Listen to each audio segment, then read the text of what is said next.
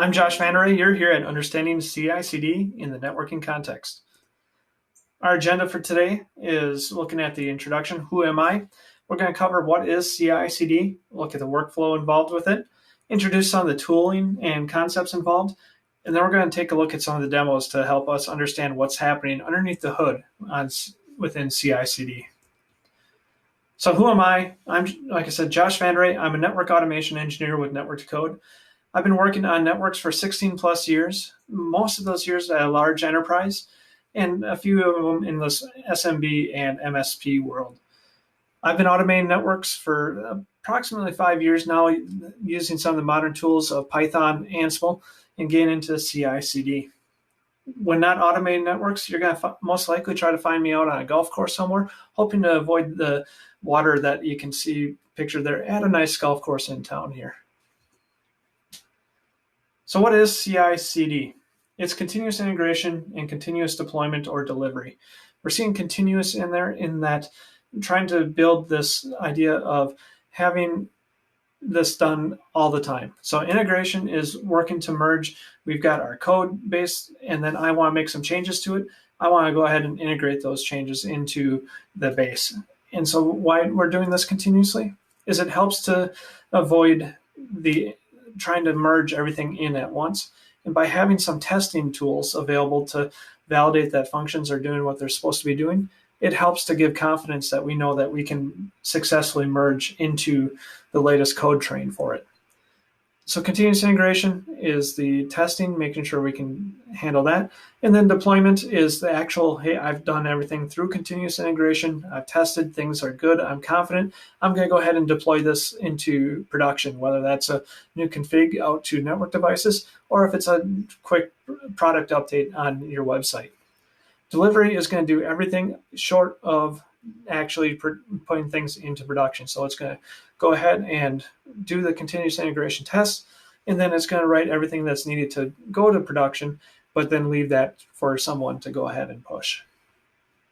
So as part of this continuous setup, we've got automated testing. And so by having automated testing, takes some of the testing that needs to be done by humans and puts it into machines. Why is this important? Well, machines do things consistently every time. So you give it an instruction set. If here's instructions A through Z, it's going to run those instructions A through Z consistently each time. So one of the things that you might want to catch from this, well, you can take a look at, does your data or the code that you're writing match organizational standards and guidelines? So will this generate the config that's expected? So if we write a config generation tool, we're going to give it some sample data and give us our output. Run the sample data through the config generation and make sure that we get the data back that we're expecting it to be. It's going to help us catch the simple stuff. From a simple perspective of, let's say we want to have our Python imports in alphabetical order. Well, computers are really good at understanding what is alphabetical order. And if you have something that's just one character off, it takes more time for your brain as a human to think through that. Let's just go ahead and offload that to a computer to handle that. It's going to also help catch those things that are difficult to spot. And so it's going to do things consistently. And it's going to help validate. Let's say we want to validate that our input should be an IP address. Well, what if someone put A.B.C.D instead of, or put 256.256.256.256 as an IP address? We've got methodology and tools to be able to help identify that and prevent those things from being put into your environment. And some of these have automated test suites. Otherwise, you may have to create your own particular testing application. So what's the workflow look like? We're going to first have at the top, developer is going to either develop code or change your data. We're going to then check that into Git, which then kicks off a job to your CI/CD tool. It's going to run the tests, provide feedback. Either every test has passed or, hey, we have a failure in the testing along the way. Let's get that back in the hands of the developer and restart. If you go ahead and deploy, your CI/CD tool should be able to handle that and deploy that code out to production. And then you'll monitor the environment and get feedback. So some of the concepts involved with testing, we're going to take a look at linting. Linting is the idea of checking for line length standards or variable names. It's looking at code from in a just the code, it's not going to go ahead and execute the code. So that's going to be what you're going to gather with your linting. Maybe you'll want to make sure that all the modules that you choose to import are actually being used to help save on memory. Or maybe you, as an organization, say that we're going to follow Google-style doc strings. And so it's going to make sure that everybody that's writing code is, with their functions and methods, are putting the proper doc strings in order. Style formatting, this is going to help as you have multiple people writing code. Myself, I like to use double quotes. John over there likes to use single quotes. And when you put our code together, you want to keep things consistent. Or maybe we have a number, someone likes to put 4 new lines in between the functions. By using a style formatter and having that checked, it's going to go ahead and put that into a consistent format. Data validation, kind of alluded to it earlier, is double checking, is it an IP address that you're expecting? Well, is it an actual IP address? Or you can also get down to, hey, we're going to have DNS server at this one particular IP address. And if someone tries to change that IP address or put another IP address that should not be part of your environment, you can go ahead and check that. And then from a testing code perspective, that's, again, our config generation. We're going to take something from, here's our known set of inputs. We're going to send it through the code and verify that we have the expected output come back. So the tooling that's going to help us with this, in the Python world, we got Pylint. That's one of the older tools out there, but it's a very mature linting tool. Bandit is another linting or static code analysis tool, and that's going to take a look at the security side of things within your code. And then Pytest is going to actually be the unit tester, taking your test through the process and making sure that results are right. On the Ansible front, we'll look at ansible-lint, and on the data front, we're going to go ahead and use YAML-lint. YAML-lint will also take a look at from an Ansible perspective, since Ansible is using YAML as its configuration file of what to send through the Ansible playbooks. And then JSON schema is what we'll use to validate things like, is it an IP address that's in the environment, or is it otherwise? Within this, makefiles will help us to shorten some of the commands. We'll take a look at what that looks like in a Jenkins file coming up. And then we're going to be doing this within Docker containers. So myself as a developer, I'm right now on a Mac, but if John's working on an Ubuntu machine and someone else is on Fedora, how do we have a consistent environment between all of us? Containers help with that. So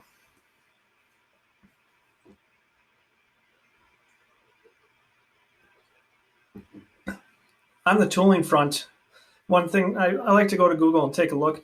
I search for CI/CD tools. It came back, the very first search result came back with a headline of 50 CI/CD tools for you to take a look at. So there are quite the number of tools available. So some examples include Jenkins, Travis, GitHub Actions, etc. If you're on a cloud platform, you take a look at, they often have a CI/CD tool available. But whether you're using one of these listed or another tool, under the hood, most of them are doing the exact same thing. Of you get a list of things to execute and to test against, and it's going to check the return code. If the return code is 0, then everything tested good. If the return code is 1, we've got a problem somewhere, and it's going to report back a failure. Here's my Jenkins example I like to show. I've got build number 14 on the bottom left. You see it in red down there and a little pink around it. We've got stages across the top of start, the build container, linting, unit tests. And with build 14, we go across, we see that the start took just under half a second. The build of the container took 54 seconds to install all the packages, but then linting and unit tests failed. Unit tests failed because the linting failed, and it took 4 seconds for linting to actually fail. Build number 15 puts a fix in for those those linting tests that fail, and as it goes across, we now see that everything is green and passing. Linting took 3 seconds. In whole, this took about 1 minute to execute. 1 minute to get some good feedback about what is going on, what the problem, what if you have either a problem or that you have everything from your test perspective looks good. Your testing might start to take a little bit longer, but in general, it's still a lot quicker than having a human go over each code and test each function as your project grows. Here's that Jenkins file. Again, in the middle section is where we have setup, container, we have linting, and unit tests. And we have a make build, make lint, make unit. Short, sweet commands, and it's gained some error codes back. On the top and bottom, we just have some chat ops, so you can also integrate this with a chat operations environment to be able to help communicate what's going on in your build environment. So what are we going to do in our demos? We're going to walk through linting. We're going to introduce Pytest and testing with Python, and we're going to do this all in containers. And again, that containers help give us that consistent development experience, and we can also make it portable to the CI/CD system. So as I work off a container that's A, B, C, and config, we can then take that same container and use that in the CI/CD system, and as you go, maybe even in the production environment. We're going to simplify this with make, and if you can't run make, if you're on Windows or if you want something a little more advanced, you can also take a look at Python Invoke as a good option there as well. So let's get situated with the demos.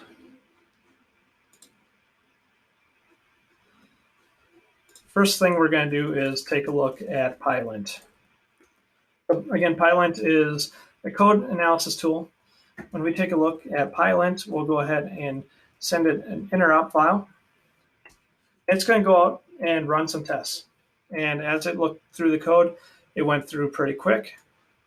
And it came back that I've got a new line missing, I'm missing a doc string, I've got an unused import, and I have an import in the wrong order. So I take a look at what the code looks like.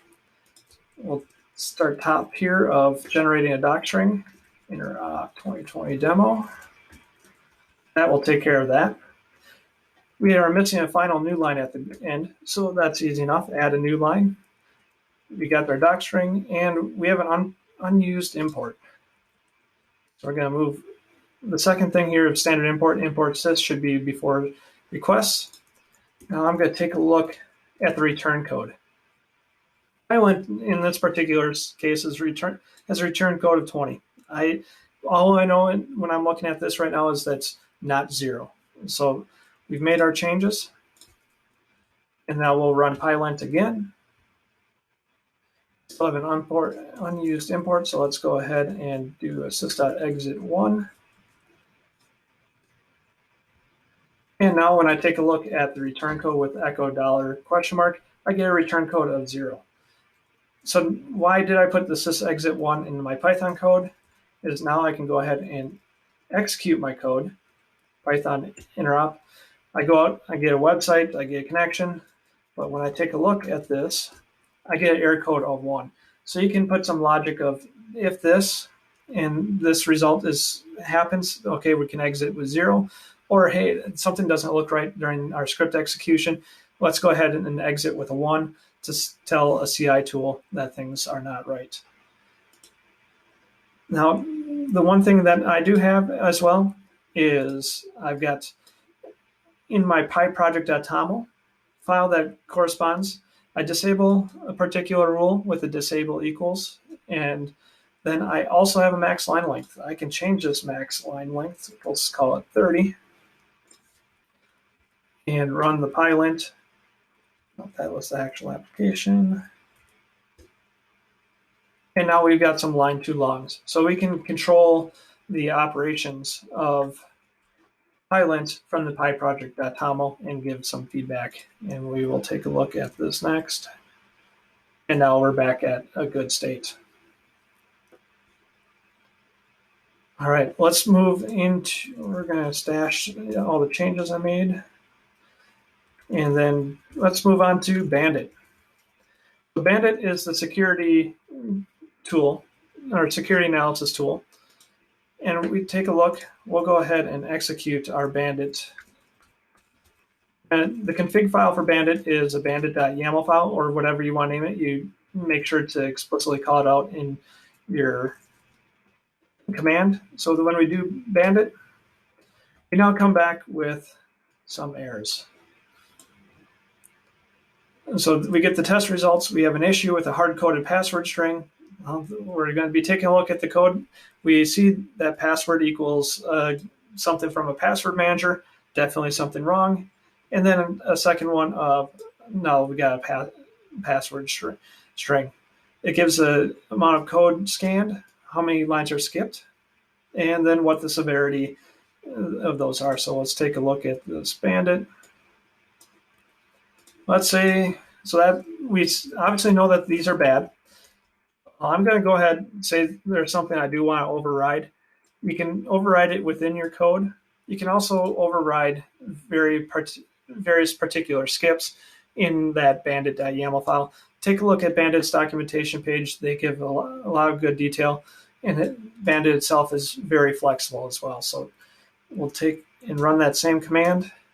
Now that we've got this no sec comment, it removes that as an item, and we only get one bad test result.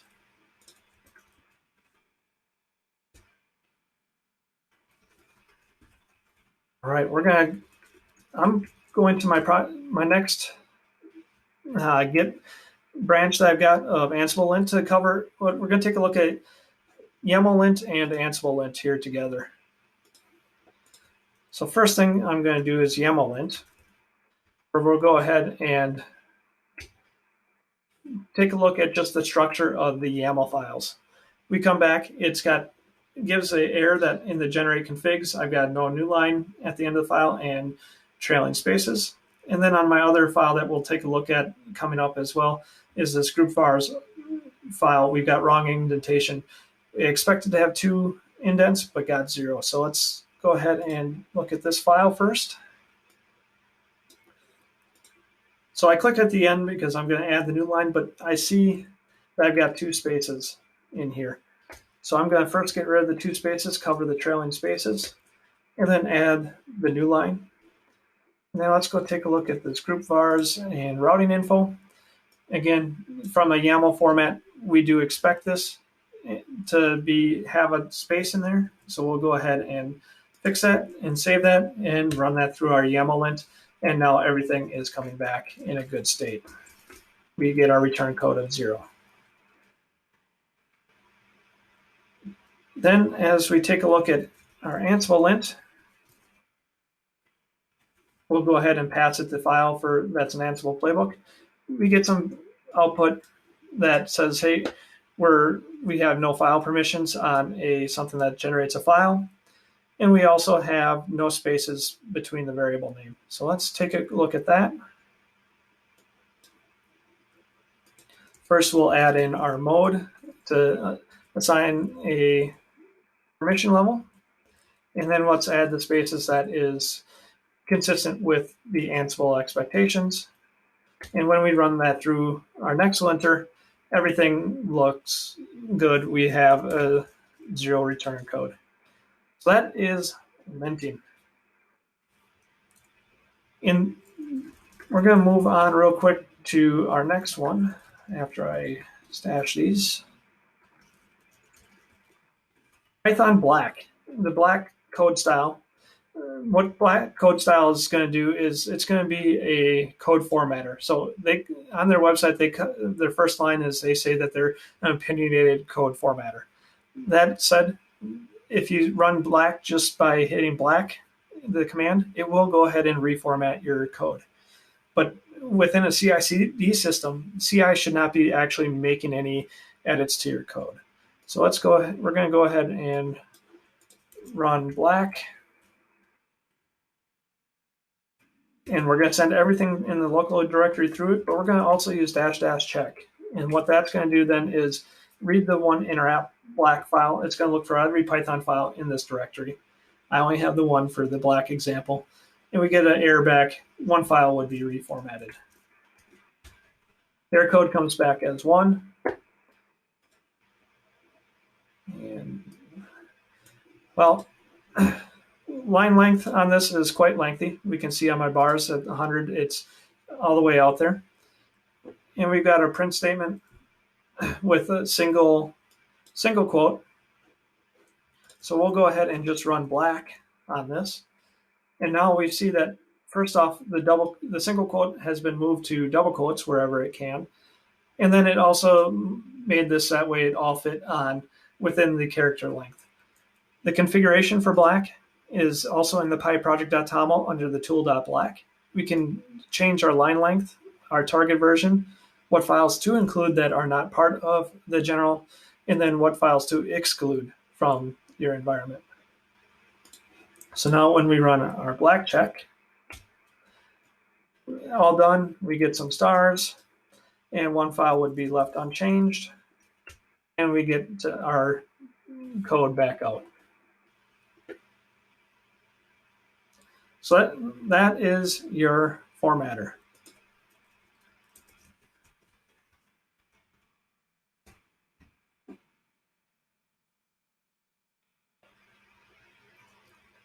All right, let's take a look at Pytest. First thing we're going to do on this is run my code. Oops, I gotta stash that.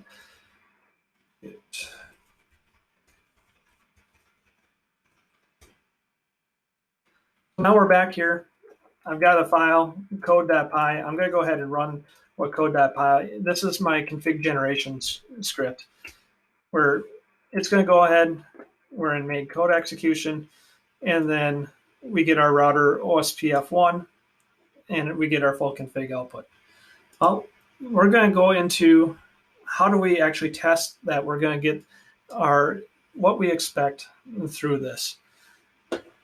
So first off, we're going to run Pytest. Everything should be passing right now.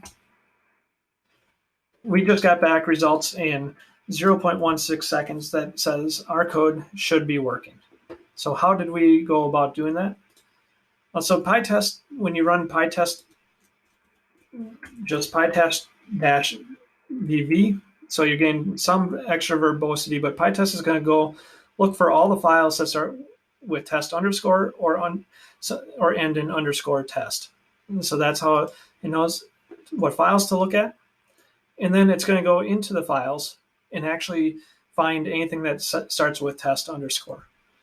So in this, the very first thing I do is I write a function because I'm going to load variables, and I wrote a function to do that. I want to send it some test data, send it through my load config function. That's part of my utils folder. And then what is my expected result? I want a dictionary back. And then I write an assertion that variables equals expected. Now when I go ahead and just assert false, take a look, nothing else has changed. I just put an assertion in. We come back and we get a false. We get a failed.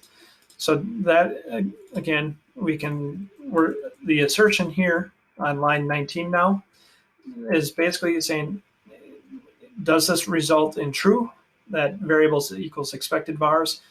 Yes, no, otherwise we can assert false to get started.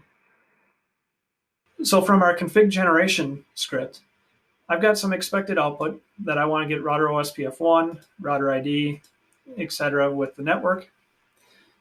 So I have a vars file name where I'm saying under test routing, I'm going to go ahead and load my templates.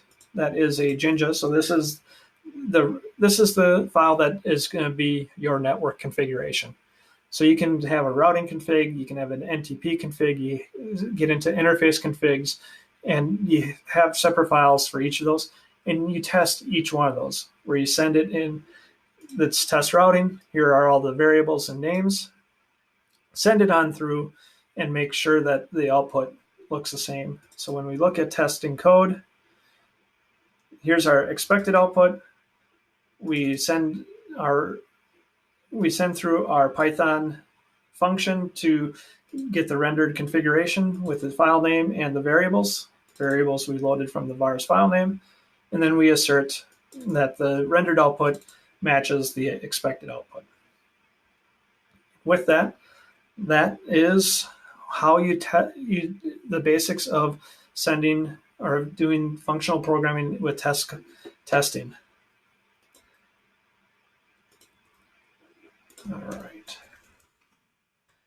So I also talked about the fact that we want to test, how do we make sure that in these files that we have, our DNS servers match those of our corporate environment. Let's say, how do I make sure that even though I have gone 203.0.113.14, that's a valid IP address, but it's not what we want with our standard.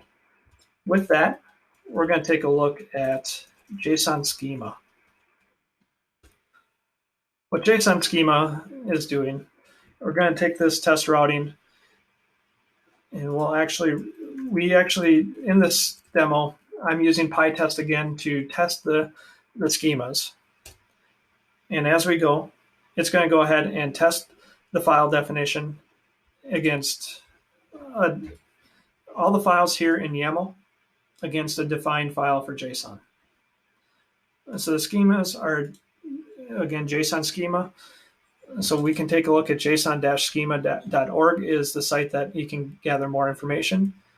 But it's going through, it's saying the property of DNS servers, which matches up against this DNS server, needs to be an IPv4 address. And then we have this enum section that says it needs to be 1.1.1 or Google DNS at 88.8.8.8 or our 203 addresses. So when we go ahead and change this to a 14 and run this through our testing, we get an error back saying that they failed validation. And it's supposed to be on the first item in the list of DNS servers, 203.0.113.14. It is not what it should be. We can also go back and change this to 1.1.1. Make sure I save that file.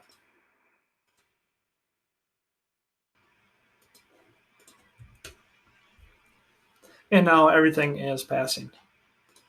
So we can also put in here ABET or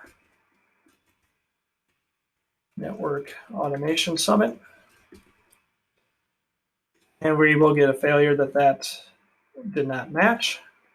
And if I remove this enum and just say I need it to be an IPv4 address, it's also going to come back and say that it is not right. So we can set that to 203.0.113. Let's also take a look at a wrong IP address. We know 275 can't be a part of the IP address. Again, it fails that validation. And so I hope that's been helpful. That's what we've had in place for our demos today. You can contact me. I'm on the Network to Code Slack channel. I'm there as Jay VanDeraa, so you can sign up at slack.networktocode.com. I'm on Twitter at VanDeraa, and then GitHub Jay VanDeraa, and you can find my LinkedIn as needed as well. I hope you have a great day and you learn something to take back to your everyday life. Thank you.